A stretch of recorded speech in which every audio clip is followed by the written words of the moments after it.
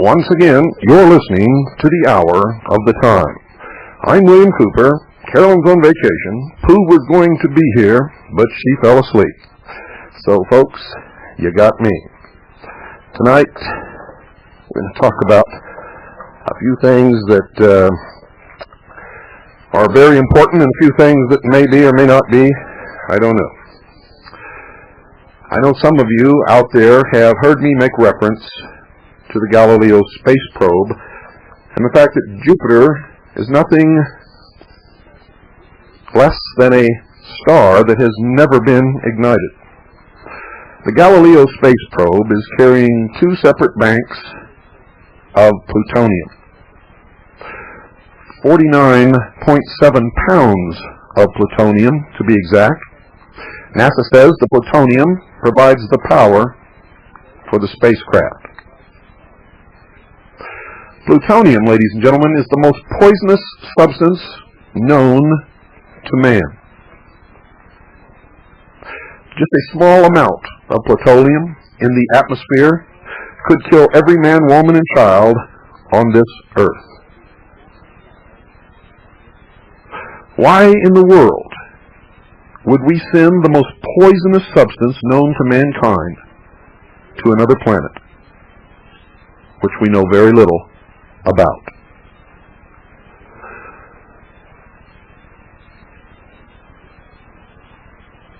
Could it be that these two opposing banks of plutonium inside the spacecraft, sealed, when it plunges into the planet sometime around December 1999, will be crushed by the atmospheric pressure that it encounters, tremendous pressures way beyond anything ever experienced or even that we are able to create here on Earth, will cause an implosion, will cause the spacecraft to collapse in upon itself from an equal pressure that will be applied all around the spacecraft in the exact same method that atomic bombs are detonated. These two banks of plutonium will be impelled into each other, and if the same thing happens that has happened every other time that this has occurred, there will be an atomic explosion. Would it be enough to ignite the planet Jupiter and make this a binary star system? I don't know. I have talked to some scientists who say that it would. I have talked to others who say that it is absolutely impossible. So I don't know. But I believe that there is an attempt to do exactly that. And I believe that that is the real purpose for the Galileo space probe. For it should reach, according to NASA's predictions, should reach Jupiter sometime in 1995. It will send a small probe down into the atmosphere of the planet to measure the atmosphere. And I believe its purpose is also to measure the pressure as it plunges deeper down toward the core of Jupiter. The Galileo space probe itself will go from moon to moon, photographing all of the moons of Jupiter, ending with the moon closest to the planet's surface, Io. And sometime around December 1999, according to NASA's own figures, calculations, its orbit should degenerate to the point where it plunges in to the planet.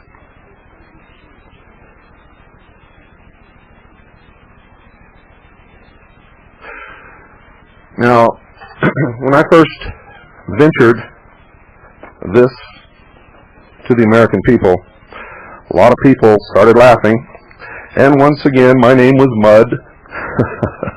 But I'm used to that, folks. I'm used to being an original thinker.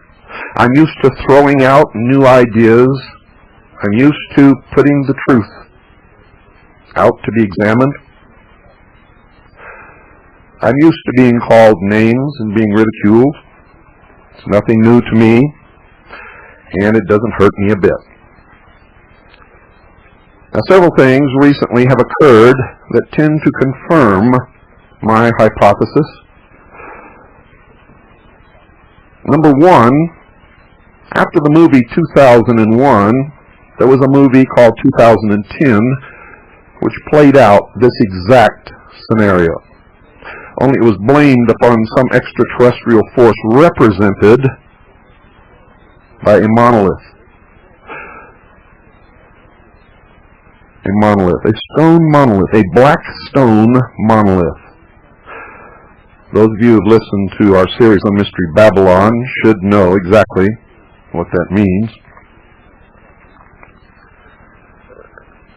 And then, later, there was a movie that Hollywood made called The Children of the One Sun Meet the Children of the Two Suns. About a time in the future when one of the planets in our solar system ignites, and all of a sudden we have two suns instead of one. As in the past, Hollywood is giving us a preface of the future. Malachi Martin, a Jesuit priest, wrote a book called The Keys to This Blood. He wrote the book with the full knowledge and permission of Pope John Paul II, which means that he is speaking for the Pope. If you understand how the Catholic Church operates, he would not have had the Pope's blessing if he was not writing what the Pope wished him to write. In this book, he outlines a sign that will appear in the heavens at some future date, which will cause mankind to rush back into the arms of the Church. He says that Pope John Paul II can only wait until this sign, this signal in the heavens occurs. And then he will become the ruler of the world. And the Catholic Church will once again be the most powerful religion and government, ladies and gentlemen, because it is upon the face of this earth. In this book, he says that this sign, this signal that will appear in the heavens will be a light that will be seen by all nations on this earth, and that it will be a fission event. A fission event. And that's exactly what an atomic bomb is, ladies and gentlemen, a fission event.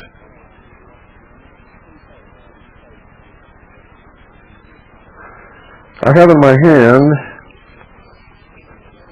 a compilation of Mary's messages to the world as given around the world at the various locations where the Marian visions are taking place. Mary's message to the world. I'm talking about Mary, the mother of Jesus.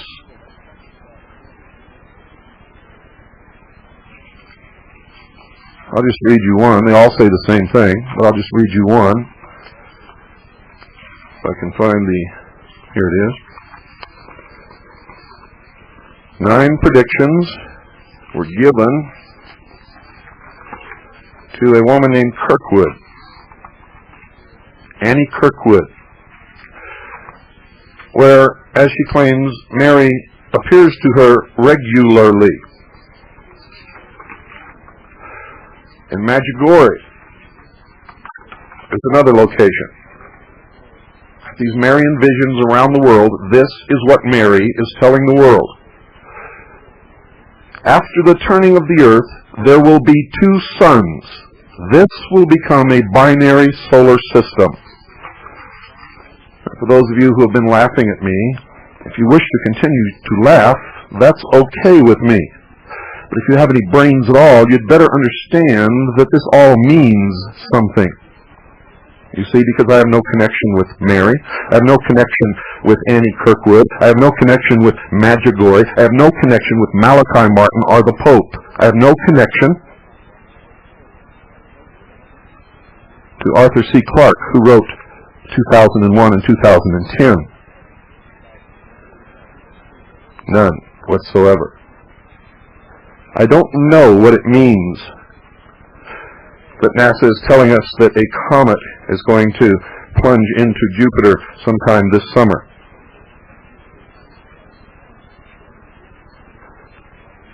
Maybe that's just a way to nullify or make people believe that whatever's going to happen there happens because of this comet. I don't know. Maybe nothing will happen. Maybe these people are full of beans. Maybe the scientists that say it's impossible are right. I don't know. But I will tell you this, ladies and gentlemen.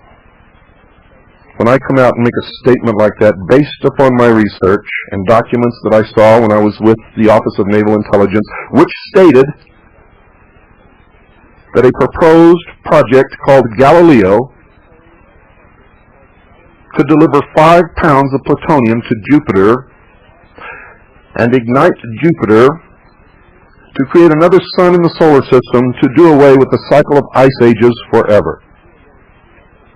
Something else that tends to validate this is the proliferation of these maps showing the melting of the polar caps and the raising of the water in the oceans around the world and the new geography of the continents and the disappearance of many low-lying islands because of this, attempting to warn people to move to these spots where the land will remain high and dry. Predictions of earth changes.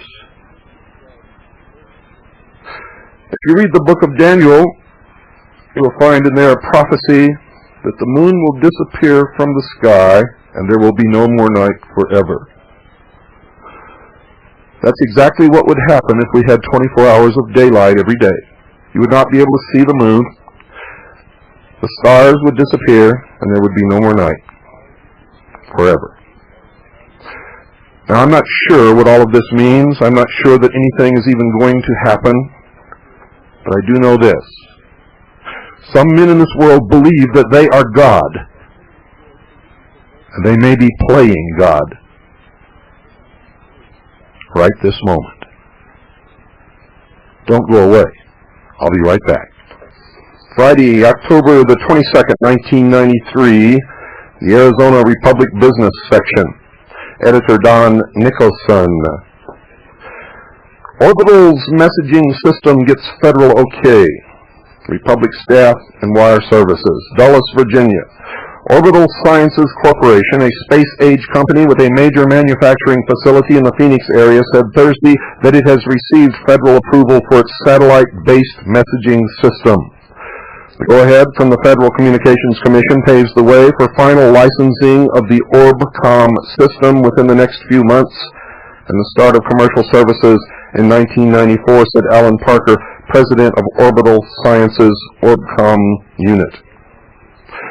Orbital's Space Data Division in Chandler, with about 870 employees, is developing the ground stations through which electronic signals will be transmitted to and from a planned array of 26 Orbocomm satellites circling the Earth. Orbital Sciences predicts that Orbocomm systems will be able to send or receive short messages worldwide for only a few cents apiece on pocket-sized communicators priced from about $50 to $400 depending upon their features. Potential uses include mobile communications in emergencies, two-way electronic mail for palm-top computers and remote monitoring of such industrial complexes as offshore oil platforms. Those of you who have brains should be making connections by now. The 1994 target date for starting the messaging service is up to 5 years ahead of multi-billion-dollar voice systems proposed by Motorola Incorporated, L'Oreal Corp., and TRW Corporation, Parker said. Unlike Motorola's project, called Iridium, and those of other potential competitors, Orbocomm would not handle voice communications. Instead, it would use pager-like devices and pocket computers to send and receive messages that would appear on a screen. Now you should be making even better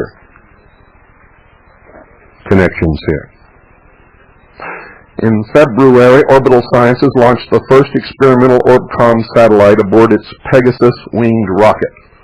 The satellite network is planned for low Earth orbit about 400 miles into space to provide global coverage. Global coverage. The big advantage for Orbocomm is cost. While the Iridium system of 66 satellites is expected to cost about $3.4 billion, and TRW's 12-satellite Odyssey system would cost $1.3 billion, Orbital Sciences expects Orbocomm's constellation of small satellites to cost $100 million to $125 million. Also on Thursday, Orbital Sciences announced third quarter net income of $1.16 million on revenues of $48.74 million, up from a net of $1.12 million on revenues of $47.04 million in last year's third quarter. Compiled from reports by Bloomberg Business News and Guy Webster of the Arizona Republic. Now, folks, let me get into the meat of the matter here, because there's a lot of meat, and it really matters, believe me. Orbocomm's global two-way wireless communications service facts. The Global Wireless Communications System is the world's first wireless two-way data and message communications system providing coverage everywhere on Earth. The global system includes 26 microstar satellites circling the Earth in low orbits, one or more gateway Earth stations in each country where services are offered, 4 in the continental United States, and 1 intelligent network control center in each country.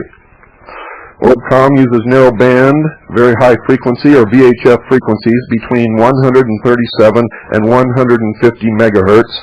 And so that you can gauge this, those of you listening on shortwave are listening on 5.810 megahertz. Commercial service scheduled to begin mid-1994 in the United States. I told you folks this would be a pivotal year. Orbocomm communicators are priced from $100 to $400. They're easy to use, small in size, lightweight, and have a very long battery life. Subscribers transmit at 2,400 bauds per second and receive at 4,800 bauds per second, which according to the latest technology is slow. Standalone pocket-sized two-way Orbocomm communicators with alphanumeric keypad and viewing screen for messaging. One of the reasons, folks, that it's slow is that that's a way to sell it, but that's not its true purpose. Has a simple pager size, Orbocomm communicators for integration with data collection and monitoring devices on industrial equipment, pipelines, and ocean buoys, and for standalone use as emergencies transmitters. Laptop and palm-top computers and personal digital assistants, or PDAs, equipped with Orbocomm PCNCIA Type 2 cards to provide convenient two-way wireless email capability. Ready communications access everywhere on Earth, on a boat, in a truck or car, hiking, or working at a remote job site. Are you beginning to get the picture? Simply send a message from any telephone, fax machine, email, terminal, or another wireless mobile service, or in the opposite direction to another Orbocomm subscriber. Easy retrieval of messages from Orbocomm's central electronic post box or from a remote database. Confirmation of message receipt, built-in low-cost position location, built-in low-cost position location capability, vital to emergency, and tracking applications, and the ability to report GPS and LORAN-C determined positions. Automatic roaming capability anywhere in the United States or the world. Communications in buildings through interconnections with paging and other mobile data systems. The applications meet the needs of millions of customers around the world who have no access to simple, reliable, and low-cost communications, and those who need true seamless communications capability in business or personal activities. Orbocomm data communication services, one-way receive only, and two-way communications between a subscriber's office and remotely located unmanned monitoring equipment, sensors, and activators. Typical applications include cargo tracking, environmental monitoring, animal tracking,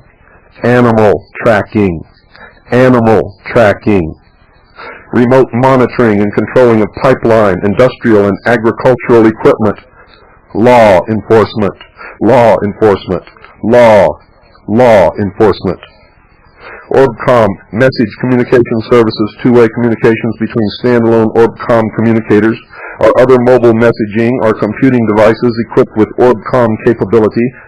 Typical applications include personal and business messages, search and rescue services, search and rescue services, fleet management communication services, automotive towing services.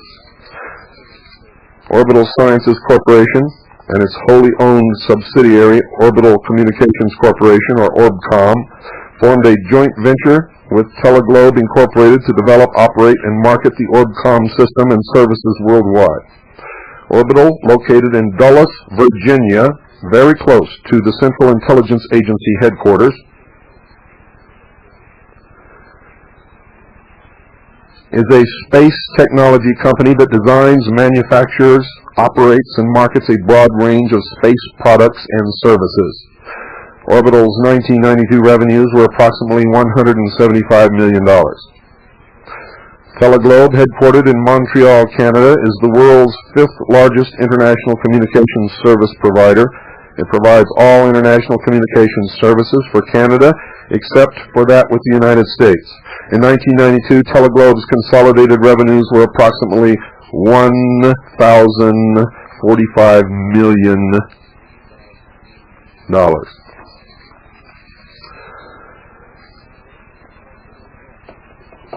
Orbocomm service capabilities meet the needs of diverse commercial and civil government markets. One of the major capabilities outlined here in the charts are military, vehicle location, intrusion detection, customs and law enforcement, stolen property recovery, boxcars and containers, animal tracking, remote asset monitoring, environmental monitoring, search and rescue, which means, folks, they're going to know exactly where you're at. Logistics control of trucks and their cargoes. Are they putting monitoring devices in new vehicles rolling off the assembly lines of major automobile and truck manufacturing plants in this country? That's what it looks like on here, folks. How are they going to use this for search and rescue unless you have something on you that shows them where you are at? Animal tracking. Most people don't understand it. Most people didn't make the connection in biology class in high school when if they had a good teacher they were told that human beings are animals. We are part of the animal family. We are mammals. How about that? Make you think a little bit, folks? I hope so. One of the gateways, there are 4 in the United States, is in Washington State. One is in Arizona, and this information came to me from militia intelligence. One is in New York State, and one is in Georgia.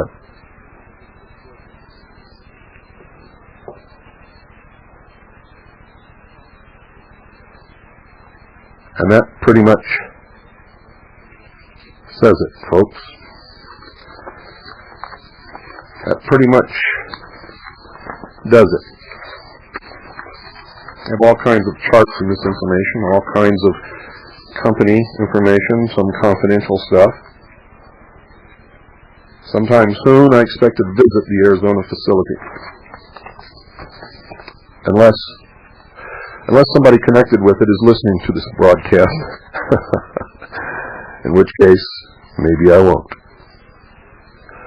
Right after the break, we're going to open the phones and talk about what you've been hearing, talk about what you've been doing, talk about what's going on. Maybe we'll talk about what's happening in Montana. I tried to make sense of it, but Tom Valentine on Radio Freemasonry would not shut his mouth for 2 seconds long enough for any of those people to be able to make any sense out of what they were trying to communicate to the world. And maybe that's Tom Valentine's job. I don't know. Don't forget, the garden seeds are still open. $48 for listeners, $40 for CAGI members. We are also doing, I believe, it's the pantry, 6 months for one person. $730 for listeners, $700 for CAGI members. That's 197 pounds shipping weight. 7 cases of dried food in number 10 cans and number 2.5 cans. Remember, your order must be postmarked by on or before this Friday, this coming Friday. On or before this coming Friday. Don't go away. I'll be right back, folks, after this short pause. Well, we'll go to the phones now, and I think there's someone on there already. Good evening, you're on the air. Hello.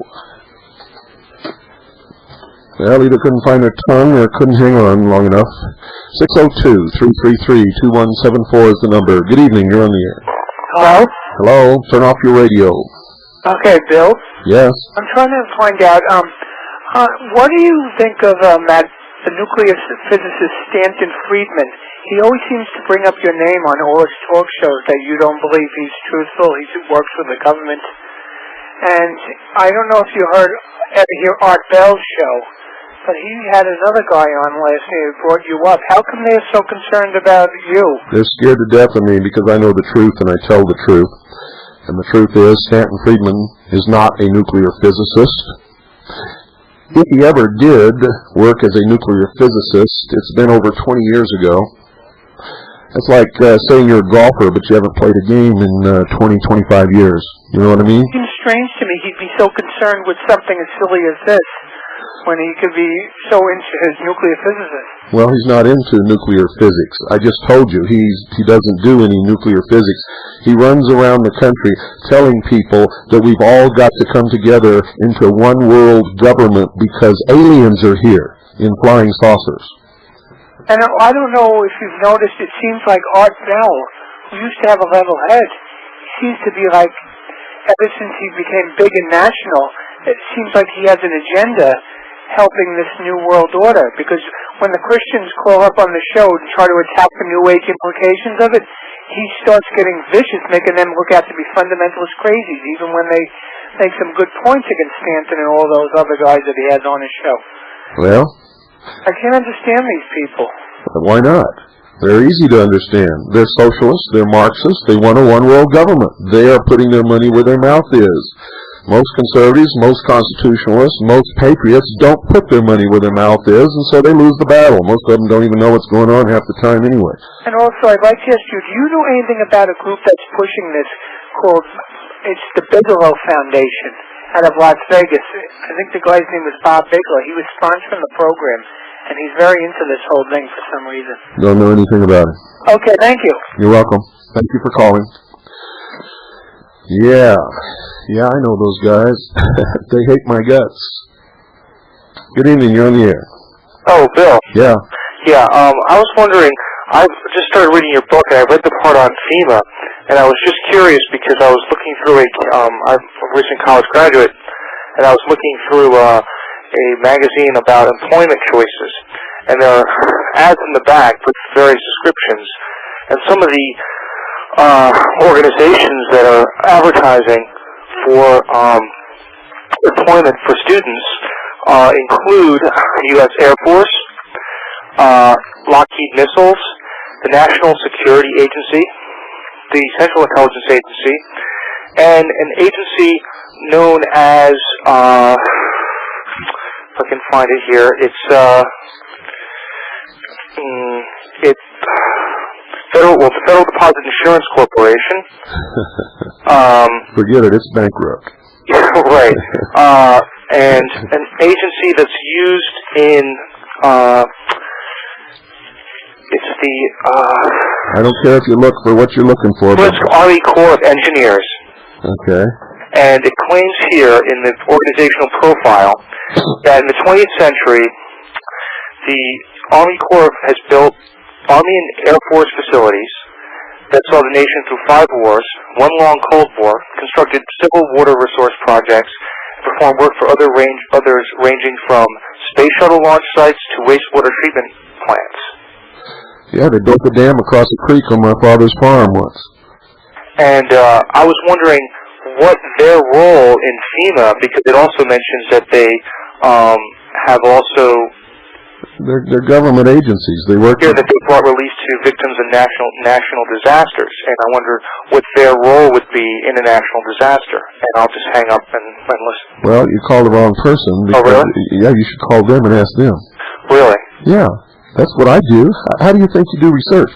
When I want to find out about an organization, the first thing I do is call that organization and ask them for every piece of public relations documentation and paperwork that they can send me. And then I ask to talk to someone who represents them, who can explain their mission, their role, their purpose, their organizational structure, who their bosses and higher-ups and executives are.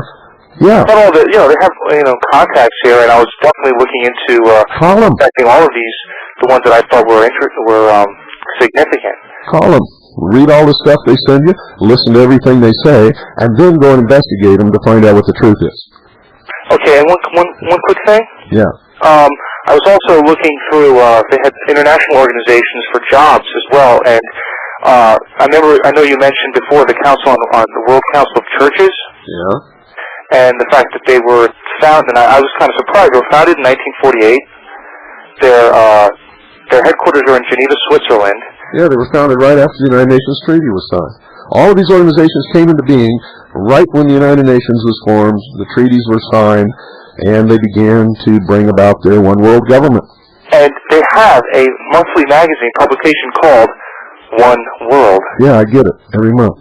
And that would be interesting. And does that give you a clue as to what their philosophies are as far as... I already know what their philosophy is. Their philosophy is that all religions teach basically the same thing, and they're trying to bring all religions together to create a one world religion, and no other religions will be allowed in the New World Order.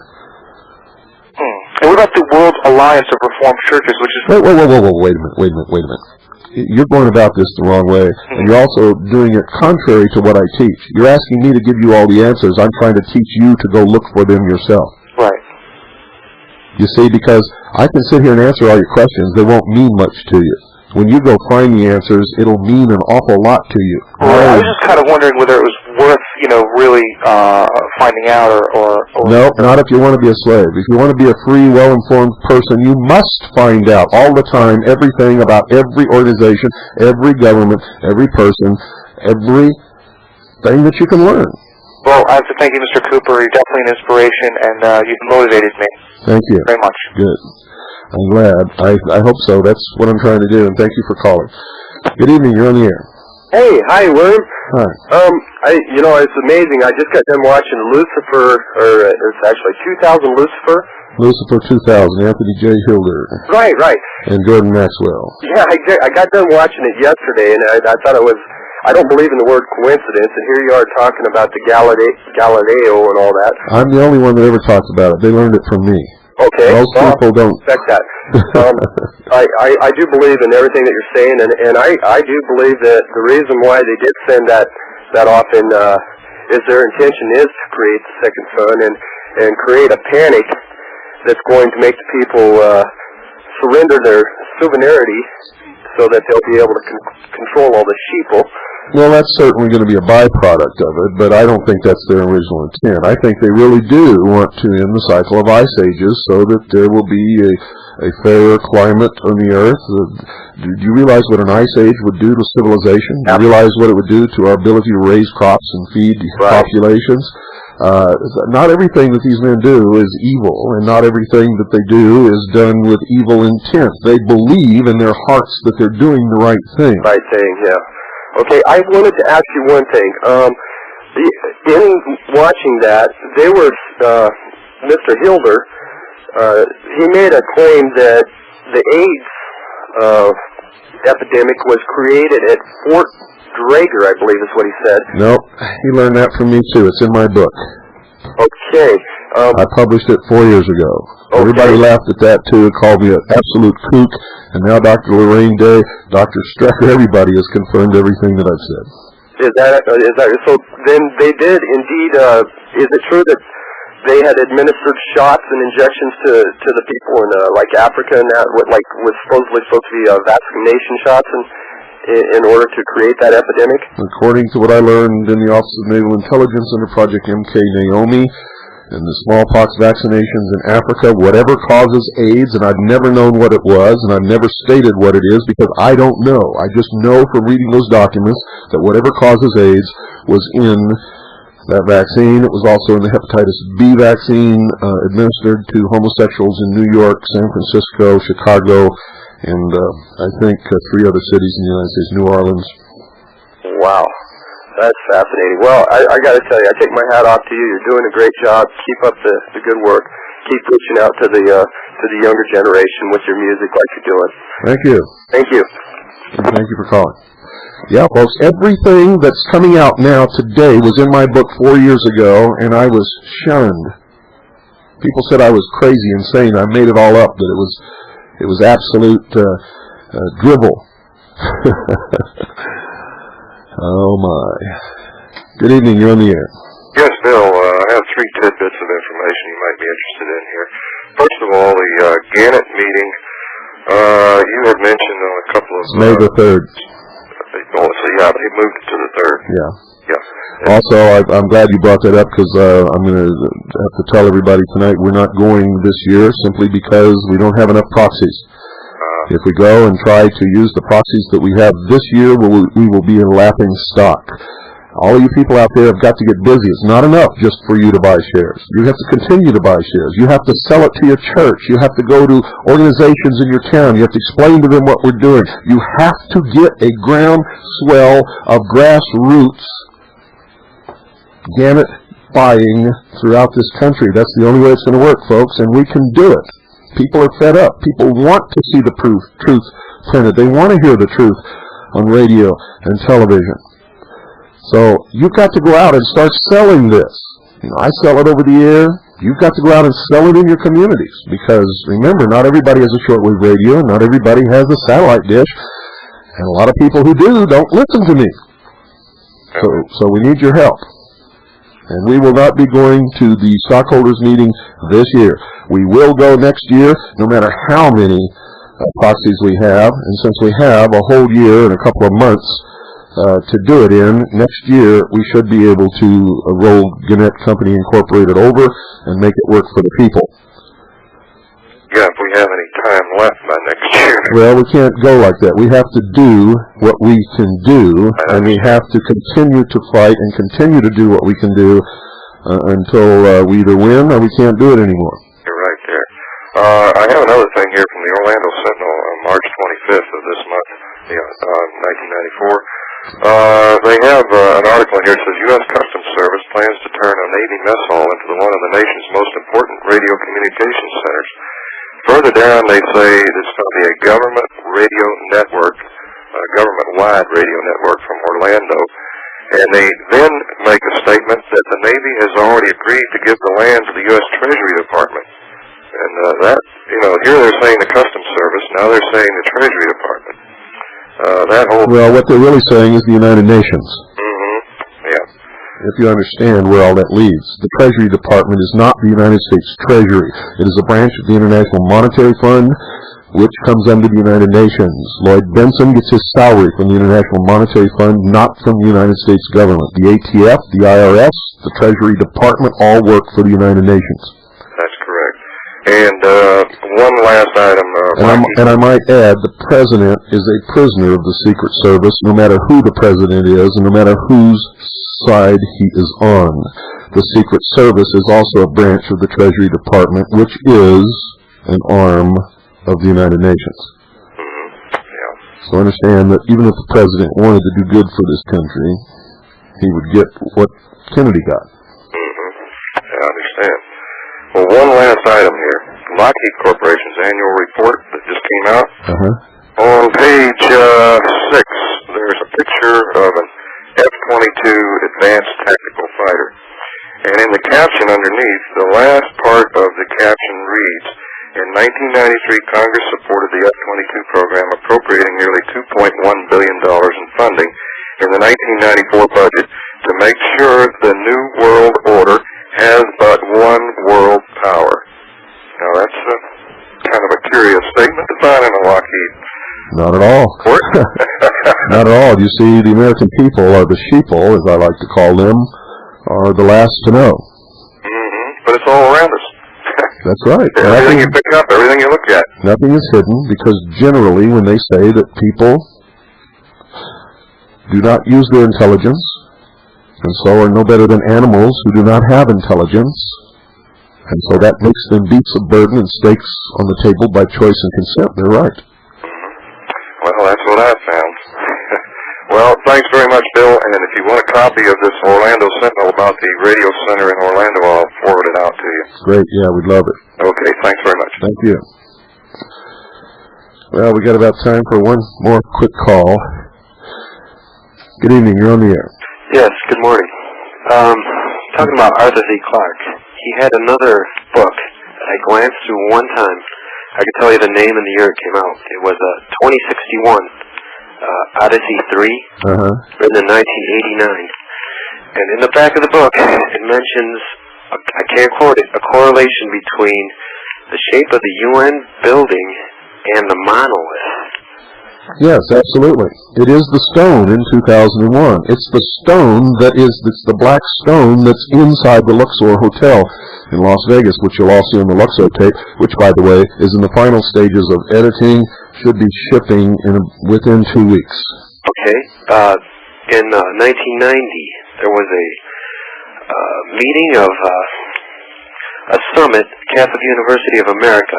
One person named Luciano Guerra gave a speech, and the title of it was The Masonic Movement and the Fatima Message. Yeah. I wish I knew what that was. The Fatima Message?